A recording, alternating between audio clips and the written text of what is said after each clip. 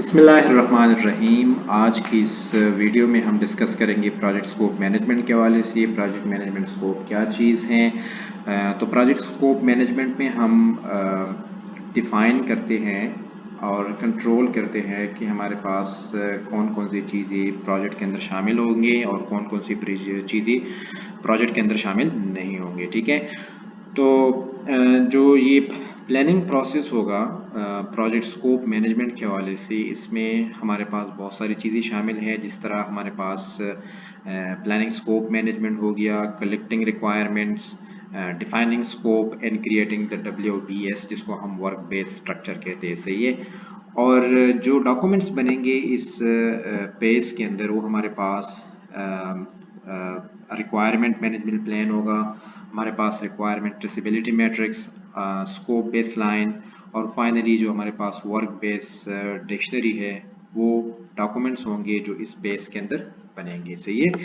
अच्छा, इसमें जो प्लानिंग स्कोप मैनेजमेंट है, इसमें उसकी कंटेंट्स क्या है, उसमें कौन कौन सी चीज़ें शामिल होंगी। तो इसमें हमारे पास कुछ चीज़ें शामिल है। जिस तरह अगर आप यहाँ पे देखें, प्रिपेयरिंग ए डिटेल प्रोजेक्ट स्कोप स्टेटमेंट। ठीक है, यहाँ पे हम एक detail project scope management scope statement बनाएंगे। सही है। दूसरा क्या क्या होगा, हम यहाँ पे वर्क बेस्ड स्ट्रक्चर बनाएंगे, फिर उसको कंट्रोल और मेंटेन करेंगे। ठीक है, इसके बाद हम obtaining acceptance for the completed project deliverables, जो प्रोजेक्ट डिलीवरेबल्स हैं, जो प्रोडक्ट या सर्विसेज वगैरह हो सकते हैं, इसके लिए हम एक्सेप्टेंस हासिल करेंगे।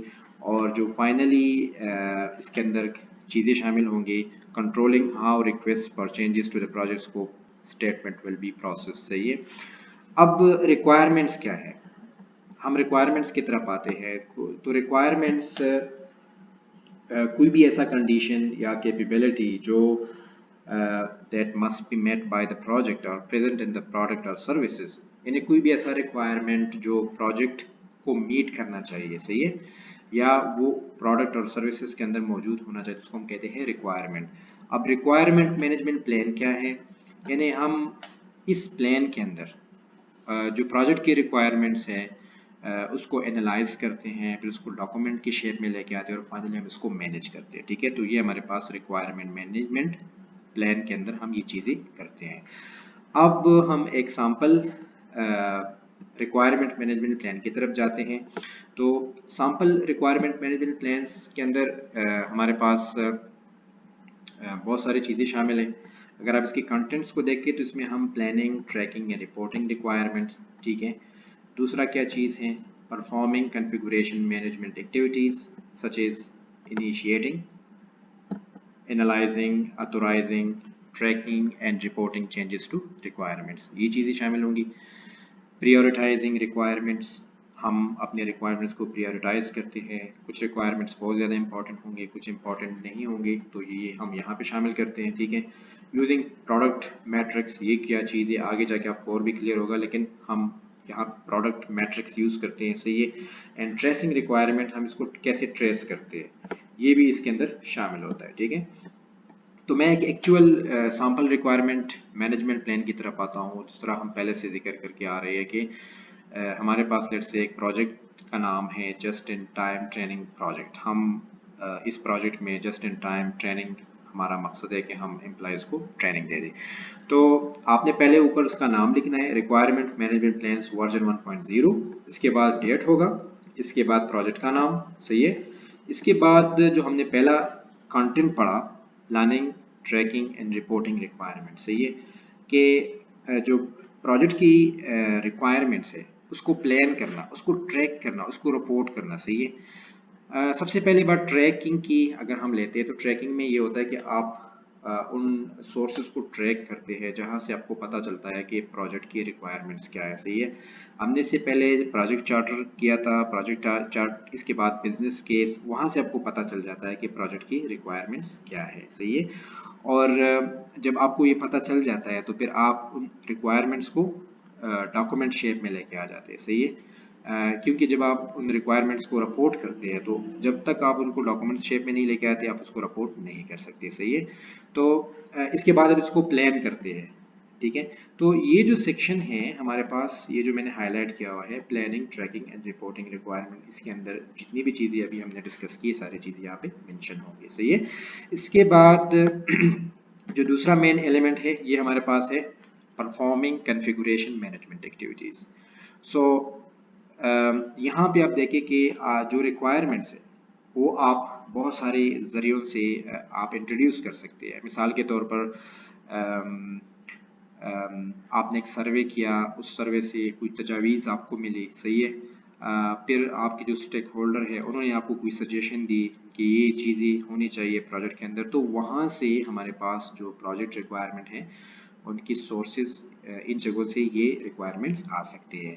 सब appropriate project stakeholder will analyse, authorise, track and report changes to requirement. और जो प्रोजेक्ट स्टेक होल्डर्स हैं, जितनी भी रिक्वायरमेंट्स हमारे पास आ रहे होते हैं मुख्तलिफ ज़रियों से, मुख्तलिफ मीन से, उसमें वो चेंजेस भी क्या करते हैं, सजेस्ट कर सकते हैं।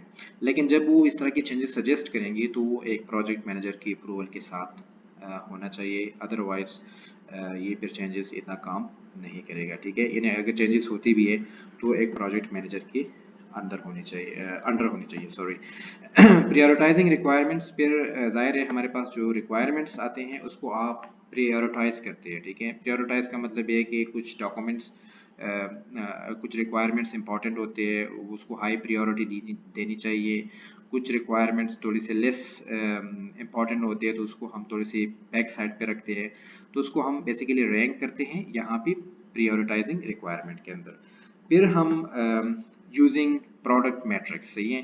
तो इसके अंदर हम मुख्तलिफ तरह की मैट्रिक्स यूज़ करते हैं जो हमें प्रोजेक्ट रिक्वायरमेंट्स मैनेज करने में हेल्प करते हैं। मिसाल के तौर पर अगर आप एक ट्रेनिंग सेशन दे रहे होते हैं किसी क्लास को, तो आप उसी क्लास को प्रीवियस क्लासेस को जो आपने ट्रेनिंग्स दी होती है आप उनके साथ कंपेयर कर सकते हैं, जिससे आपको उस ट्रेनिंग की क्वालिटी, उस ट्रेनिंग की इफ़ेक्ट्स के हवाले से पता चल जाएगा। सही है। और लास्ट में हमारे पास ट्रेसिंग रिक्वायरमेंट के, इसमें हमने जो रिक्वायरमेंट्स है इसको हम कैसे ट्रेस करेंगे कि ये कौन कर रहा है, कौन नहीं कर रहा, ये रिक्वायरमेंट्स, ठीक है, किस हद तक ये कंप्लीट है। आगे जाके ये सारी चीज़ आपको क्लियर होगा, लेकिन मेरे डिस्कशन का मतलब ये है कि ये जितनी भी चीज़ें हम यहाँ पे कर रहे हैं, जो मैंने हाईलाइट की है, ये एक रिक्वायरमेंट मैनेजमेंट प्लान का हिस्सा होता है। सही है। तो आज का जो लेक्चर है यहाँ पे हम इसको ख़त्म करते हैं। सही है। आई होप कि आप लोगों को आज के इस लेक्चर से कुछ न कुछ कंसेप्ट मिले होंगे। और if you have questions and if you have confusion, just write your questions below the videos and comments, and I will be happy to answer your comments. Okay. So if you like this video, please like this video and subscribe my channels. And um, so thanks for your time and see you in the next lecture.